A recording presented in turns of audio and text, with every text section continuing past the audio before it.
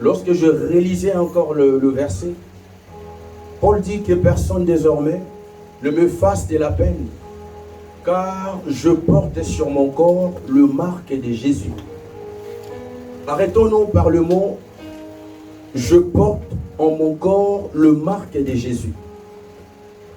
Dans la version synodale, il est dit « je porte en mon corps le stigmate de Jésus ». Et la version synodale était de la confession protestante. Elle est apparue en 1910 par la Société biblique de France. En cette version que nous voyons le mot stigmate. Or, Paul utilise ce terme stigmate qui vient du grec qui veut dire stigmata. Stigmata veut tout simplement dire le marque qu'on imprimait par le fer rouge. Lorsque nous parlons de fer rouge, c'est le fer qu'on a chauffé dans le feu et c'est devenu rouge. Et on venait avec ces fers, on tatouait les gens. Ce n'est pas comme des tatouages que nous sommes en train de voir aujourd'hui. Mais ces tatouages, c'était avec le fer rouge, bien chauffé. Dès que ça devient rouge, on vient le coller sur la peau de quelqu'un pour marquer quelque chose. Et la plupart de ces genres de personnes qu'on marquait, c'était des esclaves. Pour marquer leur appartenance à leur maître. C'était des soldats, la plupart c'était des commandos. Le général en place, il marquait ses marques en lui pour marquer leur fidélité, leur soumission au service qu'ils étaient confiés. Et c'était aussi aux animaux. Aujourd'hui en Afrique, bien aimé, et dans bien d'autres pays, nous allons voir, il y a certaines personnes qui ont des marques sur la figure. Ils ont des traces. Et cela signifie que là, c'est pour connaître leur ethnique. Dans beaucoup d'ethniques, il y a des ceux-là qui sont gravés dans le visage. Il y a beaucoup qui portent ces marques dans leur corps. Et je me souviens, moi aussi, lorsque j'étais en Afrique, j'avais dit pour témoigner l'amour de ma passion que j'avais pour le sport, je m'étais tatoué aussi. Mais le tatouage que j'avais fait, ce n'était pas pareil à ce qui était à ce temps-là, lorsque Paul disait. Le tatouage que moi j'avais fait, c'était avec de l'encre, avec une aiguille qu'on mettait dans une machine. Et on déchirait la peau avec de l'encre. Mais ce que Paul est en train d'utiliser le terme stigmate, là c'était fait avec de fer rouge. Bien chauffé au feu. Rien que pour signifier de qui s'agissait-il, quelle était leur appartenance, quelle était leur soumission, quel était leur dévouement pour les choses qu'ils faisaient. Alléluia. Alléluia. Bien aimé, et ces cicatrices qui s'est gravées dans la chair, c'était indélébile. On ne pouvait même pas l'enlever.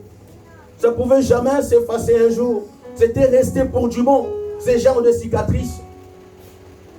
Et bien aimé, lorsque je consultais les dictionnaires pour voir exactement qu'est-ce que signifie ces stigmates, le dictionnaire français m'a dit que cela signifie le marque ou les traces déshonorantes.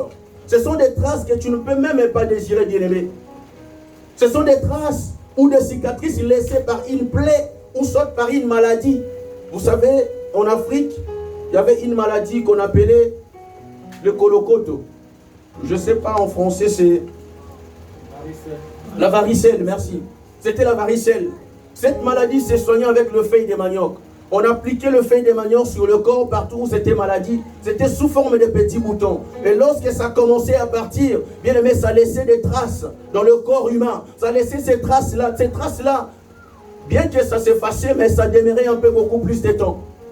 La guérison venait petit à petit, étape par étape. Mais les traces restaient dans le corps.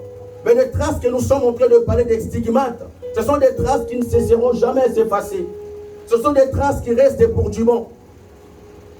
Et des sources extra-bibliques par rapport à ces passages, il ne fait pas doute que Paul se réfère ici aux cicatrices laissées par des blessures infligées par ses persécuteurs à cause de son amour pour Christ, bien-aimé. Alléluia. Paul se réfère aux cicatrices qui étaient dans son corps, laissées par des blessures, par des persécutions. Que ses persécuteurs l'opprimaient, bien-aimé. Que ses persécuteurs le menaçaient. Tout ça, c'était à cause de l'amour de Christ. Et à ce temps-là, ce n'était pas seulement que le fer rouge qu'on le faisait tatouer dans le corps humain. on le faisait aussi par les animaux, juste pour signifier leur appartenance. Et lorsque même un esclave se perdait, il se retrouvait dans un autre camp, la première des choses que ce maître, lorsqu'il reçoit un esclave, il est déshabillé pour vérifier s'il avait un ainsi dans son corps, pour savoir déjà son appartenance. J'aime bien la version Semeur, bien-aimé. Pendant que je lisais ces passages, j'ai essayé un peu de parcourir beaucoup de versions de la Bible pour voir un peu l'explication de ce que Paul voulait nous dire. Dans la version Semeur, la Bible dit, Semeur nous dit, « Car je porte sur mon corps les cicatrices des blessures que j'ai reçues pour la cause de Jésus. » Bien-aimé de Dieu, Paul, lorsqu'il parlait des cicatrices, ce n'était pas honorant pour lui. Ces cicatrices ne l'honoraient pas, bien-aimé. C'était une honte à cette époque-là d'avoir tant de cicatrices sur son corps. Mais il ne le faisait pas pour lui, bien-aimé. C'était pour le Seigneur. Est-ce qu'aujourd'hui, bien-aimé, dans l'église de Christ, est-ce qu'aujourd'hui dans ce monde, il y a encore des gens qui portent le marque de Jésus dans leur vie? Il y a encore des gens qui portent un peu ces cicatrices de Jésus, ces blessures à cause de l'amour du Seigneur. Aujourd'hui, nous voulons une vie chrétienne bling-bling.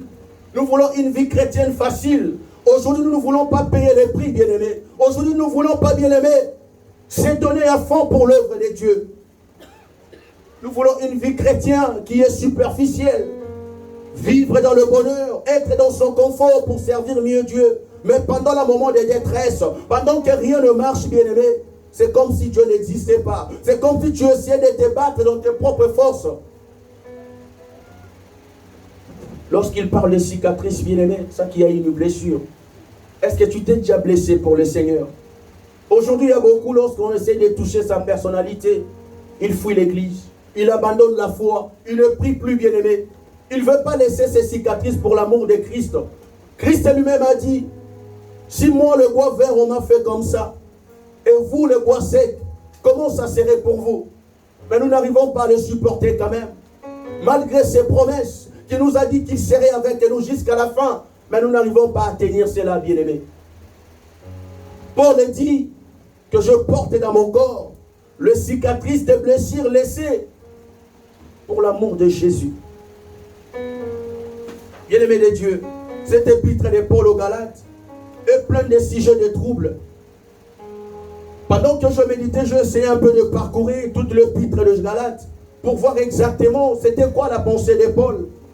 Les Galates aussi, bien-aimés, avaient été troublés. Paul aussi lui-même était troublé, bien-aimé. Rempli de sollicitude. Il a écrit aux Galates en disant, lorsque nous lisons Galates, le chapitre 4, le verset 19, Paul dit, « Mes enfants, pour qui je prouve de nouveau les douleurs de l'enfantement, jusqu'à ce que Christ soit formé en vous. » Bien-aimé, Paul ne souffrait pas en vain. La souffrance de Paul n'était pas par plaisir. La souffrance de Paul, c'était avec une cause valable. Il souffrait, bien-aimé, pour que l'œuvre que le Seigneur lui avait confiée, que cela soit manifeste, bien-aimé. Afin que le chrétien des Galates, afin que le païen qui se sont convertis en christianisme, puisse être sa couronne le jour où Christ apparaîtra. Voilà pourquoi il pouvait dire que je continue jusqu'à présent à éprouver les douleurs de l'enfantement. Demandez aux mamans qui ont enfanté, qui ont eu des enfants bien-aimés, quelle douleur ils éprouvent pendant qu'il leur dit de pousser l'enfant. Quelle douleur, bien-aimé de Dieu. Et Paul éprouvait ces douleurs-là pour enfanter ses enfants de l'esprit, pour pouvoir le faire paraître devant Christ et saint, et une église sans tâche que Christ cherche. Alléluia. Amen. Bien-aimé, Paul lui-même était aussi troublé par le judaïsant, le faux docteur juif qui venait derrière lui, bien-aimé, pour déformer l'évangile. Déjà, il a dit qu'il n'y a pas d'autre évangile. Mais il y a que des gens qui viennent pour altérer, bien-aimé, pour renverser l'évangile de Christ. Ils veulent renverser, bien-aimé, l'évangile de la grâce par de pratiques des juifs. Il disait aux chrétiens des Galates de pouvoir observer la loi mosaïque, de pouvoir observer les fêtes juives. Et Paul aussi, bien-aimé, il était occupé avec beaucoup plus de problèmes. Il y a des soucis qui lui revenaient tout le temps. On lui informait des choses qui se passaient dans les églises. Partout où il allait, bien-aimé, il recevait des messages venant de plusieurs églises, bien-aimées. Et Paul avait résolu de dire, que personne ne me fasse de la peine. Désormais, Paul l'a dit, désormais, que personne ne vienne encore me troubler. Désormais, que personne ne pose sa main pour faire de moi sa propriété, car j'appartiens à un autre. Nous savons bien la conversion de Paul, comment ça s'est passé.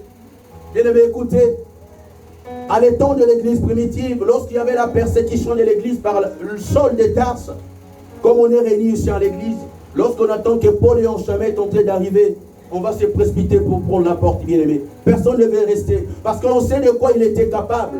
Il exerçait ses pouvoirs, l'ordre venant d'en haut, bien-aimé, pour persécuter l'église. Alors lorsqu'il s'est converti en Christ, il y a d'autres personnes qui ne croyaient pas à son évangile. Ils disaient qu'il est en train d'essayer de se camoufler pour venir encore nous persécuter.